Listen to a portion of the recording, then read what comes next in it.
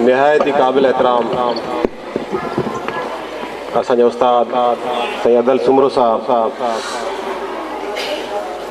असांजे बुज़ुर्ग साईं मौलाबश कलोड़ो साहब, असांजे दोस्त मीर सुबदार सईद साहब, असांजे वॾो भाउ डॉक्टर एजाज़ गाजानी साहब, वसाण साहब असांजे ADC 2 साहब, कुर्बान मंगी साहब, जुमला शागिर्दो, उन्हनि जा वालदेन ऐं जेके ॿिया मौजूद वेठा आहियो, अस्सलामु अलैकुम।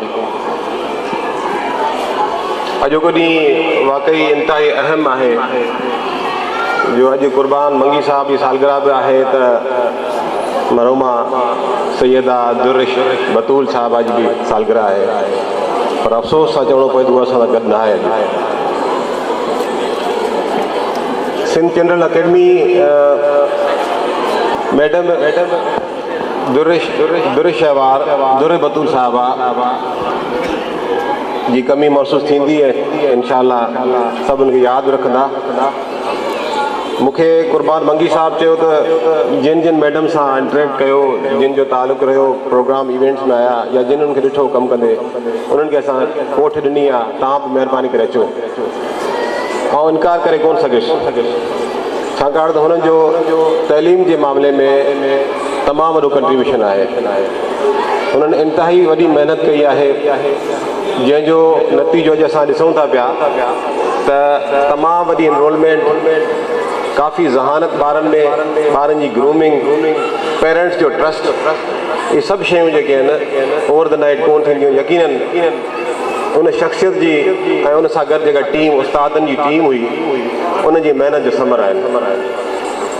उन्हनि टाइम ॾिनो, डिवोट कयो, पंहिंजी ज़िंदगी जा काफ़ी क़ीमती साल हिन स्कूल खे, हिन ॿारनि खे ॾिना ऐं उहे ॿार मूंखे ॾाढी ख़ुशी थी। कंहिं ॿुधायो त कंहिं कुझु न्याणी शायदि CSS करे वई आहे, कुझु ॿार की सिविल सर्विसिस या कुझु ॿियनि प्रोफेशनल इदारनि में उन्हनि पंहिंजो जेको आहे एंट्री वरिती आहे या कामयाबु थी विया आहिनि। इहो उस्ताद जी जेका महिनत आहे, उनजो नतीजो आहे। उन्हनि खे ॿियो कुझु न खपे, इहो ई खपे उनजो शागिर्द जेको आहे कि आला मुक़ाम ते पहुचे। ऐं हुननि खे जॾहिं मूं ॾिठो त ज़ाती तौर ते हू बिल्कुलु ई टीचर त हुयूं, पर गॾोगॾु जेको आहे उनजो रवैयो हिकिड़ी शफ़क़त वारी माउ जी हैसियत में हुयो। जीअं ॿार सां माउ प्यारु कंदी आहे, मोहबत कंदी आहे, ईअं डीपली हिकु हिकु ॿार खे टाइम ॾियणु, तवजो ॾियणु ऐं उन्हनि जी नफ़्सियात खे सम्झणु, इहे सभु शयूं जेके आहिनि। साईं मुजाहिद राजपूत साहब सलाम थियो, सॉरी कुझु दोस्तनि खे ॾिसी सघियुसि त उहे सभु शयूं जेके आहिनि तमामु घटि रेयर क्वालिटीज़ आहिनि। इहे तमामु घटि उस्ताद अहिड़ा आहिनि, घटि एडमिनिस्ट्रेटर अहिड़ा आहिनि जेके पर्सनल थी वञनि, जेके शयुनि जी ओनरशिप सम्झनि था, शयुनि खे पंहिंजो करे हलाइनि था। उहे इदारा बि पंहिंजे पेरनि ते बीहनि था, इदारा बि तरक़ी कनि था, उहे माण्हू बि तयारु थियनि था। यकीनन शख़्सियतुनि खे ठाहिण में उस्ताद जो वॾो किरदारु आहे, वालदेन जो वॾो किरदारु आहे। उन्हनि में मैडम सैयदा दुर्र बतूल साहिबा बि हिकु हुयूं, अनमोल हुयूं ऐं सभु उनखे यादि कंदा, सभु उनखे मिस कंदा। तव्हांजूं वॾियूं महिरबानियूं। हीउ सुठो इवेंट बि साईं कुर्बान मंगी साहब उनजी महिनतूं बि आहिनि, उन अरेंज कयो, पर असांखे ॾुख बि थियो ॾाढो त हीअ डॉक्यूमेंट्री ॾेखारी जेके लाइफ ते, उनजी वॾी अचीवमेंट आहे। ॾाढा अफ़सरदा ऐं ग़मगीन थियासीं, छाकाणि त इहे सालगिरह जा मौक़ा जेके हूंदा आहिनि उन्हनि में जेको ख़ुशी जा इज़हार कया वेंदा आहिनि, पर असां ॾाढो ग़मगीन दिलनि सां जेको आहे विथ हेवी हार्ट असां इहे केक कटियो ऐं उन पेरेंट्स खे सां बि इज़हार हमदर्दी कयूं था, उनजे भाइटनि सां इज़हार हमदर्दी कयूं था।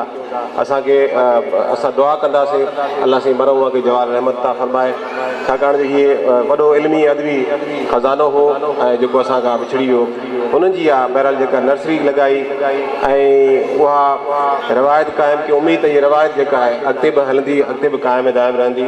कुर्बान मंगी साहब उन जी टीम या उन उस्ताद जेके अकेडमी खे हलाइनि था पिया, उन्हनि वालदेन जी बि ज़िमेदारी आहे त उनखे उन फुटप्रिंट्स खे फॉलो कंदे इन शयुनि खे उनजी यूनिवर्सिटी जी आबियारी कनि त अॻिते हली जेको आहे सायादार वण जी हैसियत में असांखे मिलनि। तव्हां सभिनी महिरबानियूं। असां वरी बि जेको आहे मरहुमा खे यादि कंदे उनजी जेको आनर में उनखे सलाम पेश कंदासीं। महिरबानी।